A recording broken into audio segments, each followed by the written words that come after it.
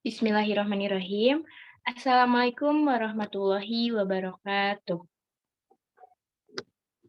Baik, di sini kami dari kelompok 2, yakni tentang memahami pembelajaran dan prinsip pembelajaran bahasa Indonesia berbasis multiliterasi, integratif, dan diferensiasi.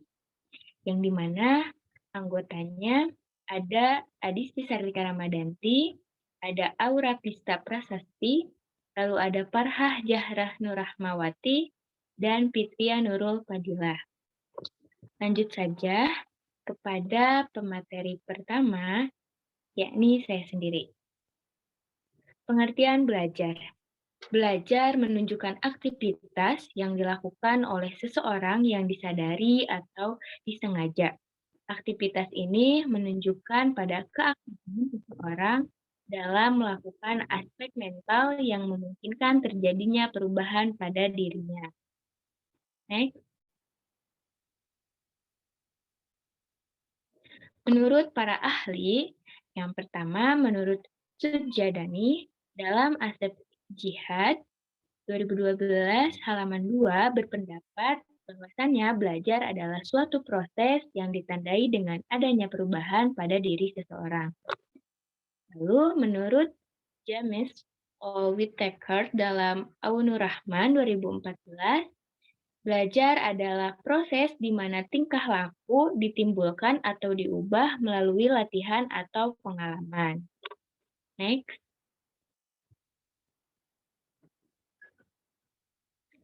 Lalu di dalam belajar pun tentunya ada jenis-jenis belajar, yang dimana hal tersebut menurut Yusuf dalam Asep Jihad. Belajar keterampilan intelektual untuk memperoleh kemampuan untuk membantu dan mengungkapkan konsep, pengertian, pendapat, dan generasi pemecahan masalah. Lalu belajar kognitif yaitu untuk menambah atau memperoleh pengetahuan, pemahaman, pengertian, dan informasi tentang berbagai hal. Selanjutnya, belajar verbal adalah belajar dalam memperoleh pengetahuan, pemahaman, dan kemampuan menggunakan bahasa untuk berkomunikasi dengan yang lainnya. Mungkin cukup sekian dari saya. Dilanjut kepada pemateri kedua. Pada pemateri kedua, dipersilahkan. Baik, terima kasih. Sebelumnya, apakah suara saya terdengar? Terdengar. Selanjutnya ada belajar keterampilan, yaitu keterampilan motorik, di mana untuk memperoleh kemampuan atau penguasaan keterampilan untuk membuat, memainkan, memproses, dan memperbaiki. Kemudian ada belajar sikap, yaitu untuk memperoleh kemampuan dalam menerima, merespon, menghargai, menghayati, dan menginterpretasi objek-objek atau nilai moral. Next. Nah, kemudian di sini ada pengertian pembelajaran. Di dalam Undang-Undang Nomor 20 Tahun 2003 tentang Sistem Pendidikan Nasional tertulis bahwa pembelajaran adalah sebuah proses interaksi antara peserta didik dengan pendidik dan sumber belajar pada suatu lingkungan belajar. Adapun Saiful menyatakan bahwa pembelajaran adalah membelajarkan siswa dengan menggunakan asas pendidikan maupun teori belajar merupakan penentu utama keberhasilan pendidikan. Next. Nah, di sini ada prinsip-prinsip pembelajaran dalam dunia pendidikan. Yang pertama ada perhatian dan motivasi. Nah, perhatian dalam belajar dan pembelajaran memegang peran yang sangat penting. Hal ini dikarenakan tidak mungkin terjadi sebuah pembelajaran yang baik dari pihak guru sebagai pengajar maupun dari pihak peserta didik jika tak ada perhatian. Kemudian jika ditinjau secara psikologis, apabila sudah berkonsentrasi, maka dalam sebuah pembelajaran tidak diperlukan lagi stimulus lain untuk membuat pembelajaran menjadi lebih baik. Nah, selain itu, peran motivasi juga sangat penting dalam pembelajaran karena seseorang akan berhasil dalam belajar kalau keinginan untuk belajar itu timbul dari dalam dirinya sendiri. Nah, poin yang kedua adalah keterlibatan langsung. Nah, Edgar Edgar Dale menyatakan bahwa belajar yang baik adalah belajar melalui pengalaman langsung. Oleh sebab itu, ada baiknya guru untuk mengajak siswa turun secara langsung dalam kegiatan pembelajaran supaya siswa dapat mengambil makna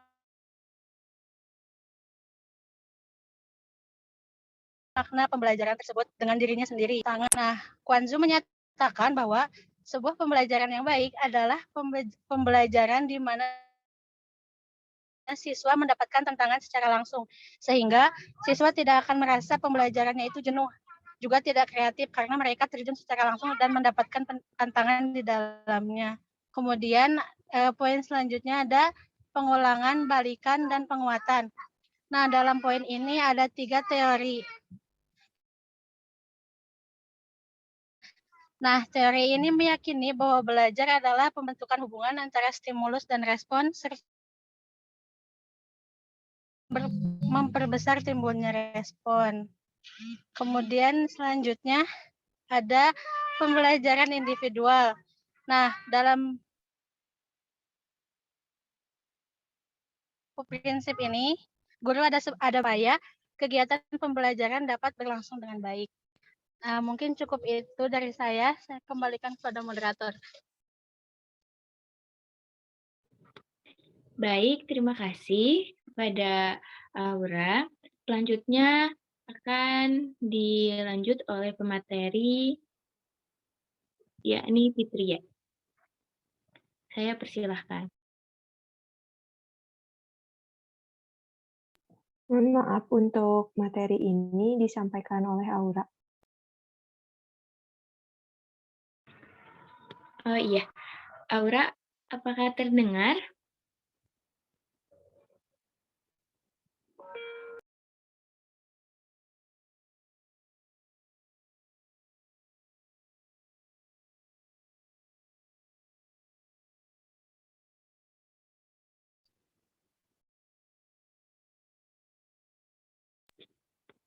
Aura, apakah terdengar? Nah, baik. Saya akan melanjutkan. Di sini ada prinsip pembelajaran yang ditinjau secara filosofis. Nah, yang pertama ada prinsip humanisme. Nah, lahirnya teori ini diilhami oleh perkembangan dalam psikologi humanisme.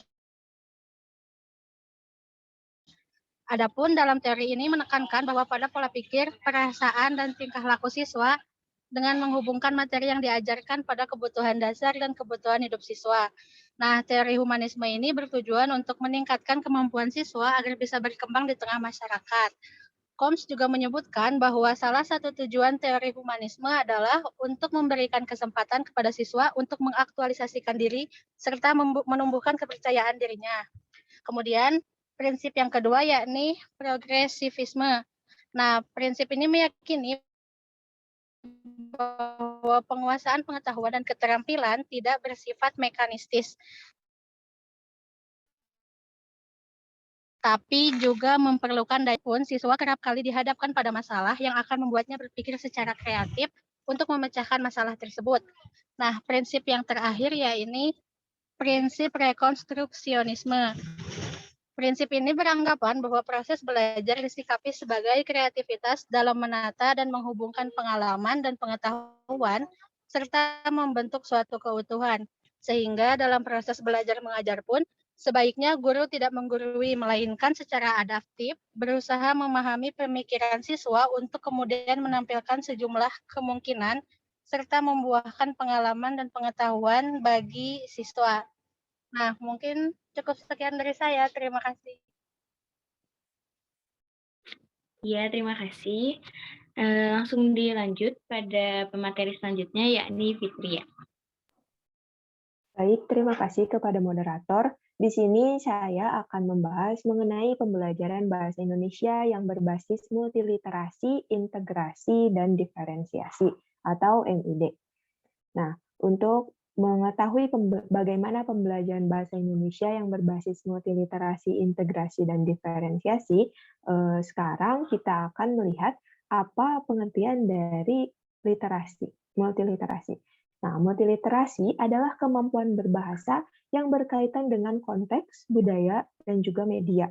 Wujud dasarnya adalah keterampilan berbahasa, yaitu keterampilan menyimak, keterampilan berbicara, dan juga keterampilan membaca, serta keterampilan menulis.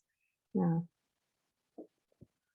kaitannya dengan isi, dari keempat keterampilan ini akan berhubungan dengan berbagai disiplin ilmu dan berbagai budaya. Atas konsepsi pembentukannya ini, keterampilan berbahasa tersebut mengalami berbagai penyesuaian makna. Lalu kita akan melihat apa yang dimaksud dengan pembelajaran multiliterasi, di mana pembelajaran multiliterasi ini adalah sebuah pembelajaran yang mengembangkan kemampuan berbahasa siswa yang dikaitkan dengan konteks, budaya, dan media.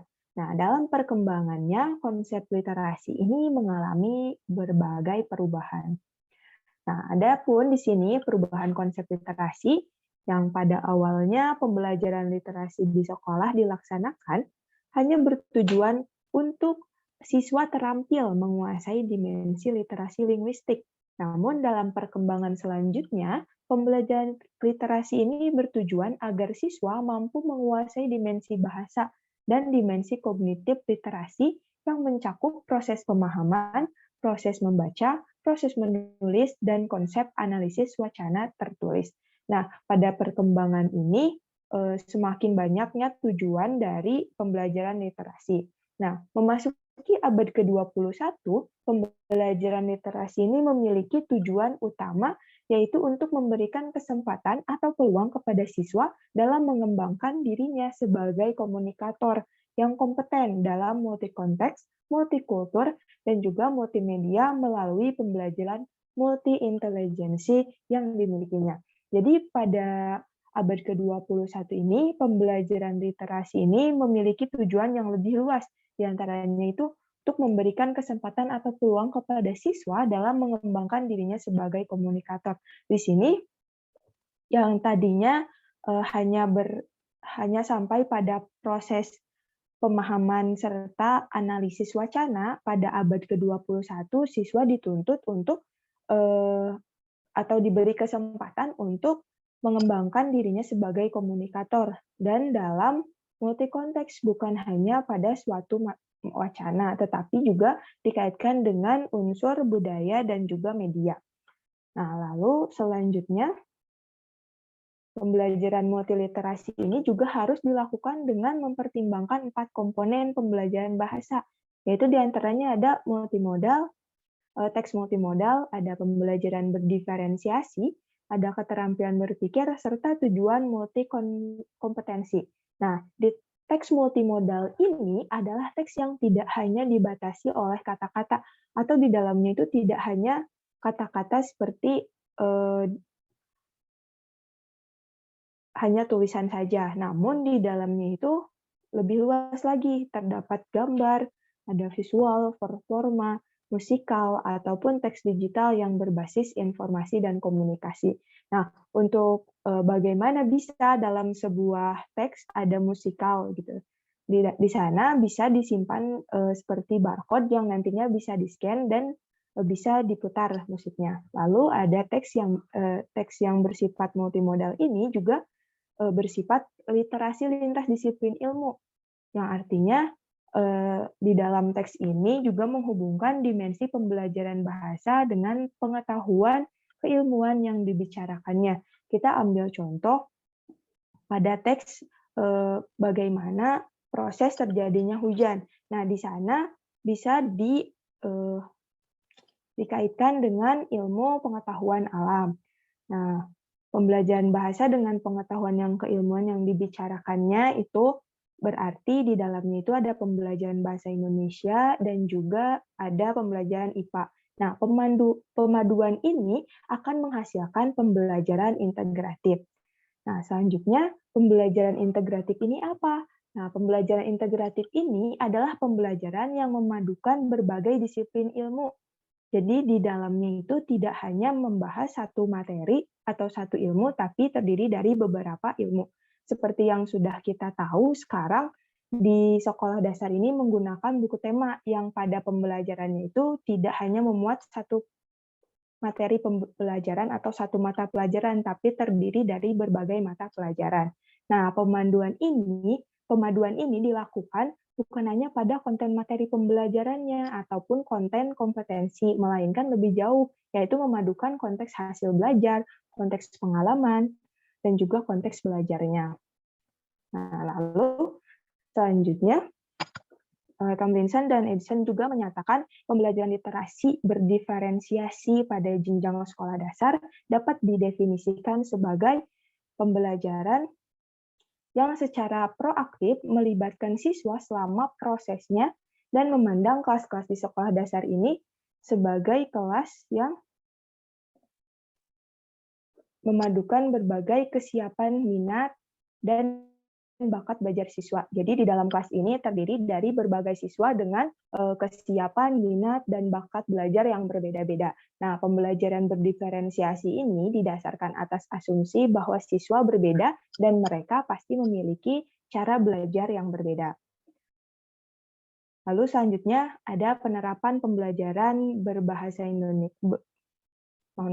Selanjutnya ada penerapan pembelajaran bahasa Indonesia berbasis MID berdasarkan 4 keterampilan bahasa dengan menggunakan metode Cox. Nah, selanjutnya di sini ada tahap dari metode Cox tersebut, di mana ada terdiri dari 2 tahap, yaitu tahap prasimak yang terdiri atas apersepsi dan mengalami. Nah, di tahap prasimak ini yang terdiri atas apersepsi, di mana pada tahap apersepsi, guru melakukan kegiatan apersepsi dengan cara mengaitkan materi simakan dengan pengalaman siswa. Nah, simakan di sini juga bisa diberikan seperti teks multimodal tadi, wacana, maupun tayangan sebuah video. Nah, tujuan dari tahapan ini adalah untuk membangkitkan motivasi siswa agar siswa sadar bahwa materi yang akan dipelajari ini berguna bagi dirinya. Lalu tahap yang selanjutnya di tahap prasimak adalah mengalami. Nah, pada tahap ini siswa dapat menstimulus perasaan, emosi, dan ide yang dimilikinya. Siswa juga ditugaskan oleh guru untuk berbagi pengalaman kepada siswa yang lain. Nah, semakin banyak pengalaman yang diberikan, maka pembelajaran akan semakin baik. Nah, selanjutnya di tahap menyimak, yang pertama ada kegiatan siswa menyimak materi simakan yang diperdengarkan atau disajikan. Seperti yang sudah dikatakan tadi bahwa materinya itu boleh berupa teks wacana ataupun teks multimodal ataupun tayangan sebuah video dan cerita langsung dari guru. Nah, selanjutnya ada kegiatan diskusi di mana siswa diminta berdiskusi tentang isi bahan simakan. Nah, hal-hal yang didiskusikan oleh siswa ini tidak keluar dari pertanyaan-pertanyaan yang diberikan oleh guru di dalam LKPD. Lalu selanjutnya ada kegiatan menulis. Nah, kegiatan menulis ini adalah kegiatan menulis laporan hasil diskusi dari kelompok, dari masing-masing kelompok. Nah, ini juga merupakan penulisan laporan yang nantinya akan dipresentasikan. Lalu di tahap selanjutnya yaitu presentasi. Nah, pada tahap ini perwakilan kelompok menyajikan hasil diskusi di depan kelas. Mungkin cukup itu saja dari saya kembalikan kepada moderator. Baik, terima kasih. Lanjut saja kepada simpulan yang akan dibacakan oleh Farhah. Baik, kesimpulan dapat kita simpulkan bahwa pembelajaran merupakan suatu kegiatan yang terjadi antara pendidik dengan peserta didik, dan proses pembelajaran tentunya harus disesuaikan dengan perkembangan zaman yang di mana hal tersebut pun sesuai dengan tautan abad zaman sekarang. Pada prinsip pembelajaran terdapat beberapa macam, di antaranya perhatian dan motivasi, keterlibatan langsung, tantangan, pengurangan, dan perbedaan. Pembelajaran bahasa di Indonesia berbasis dengan menggunakan metode Cox yang di mana terdapat 2 tahapan, yakni tahapan prasimak dan tahapan menyimak.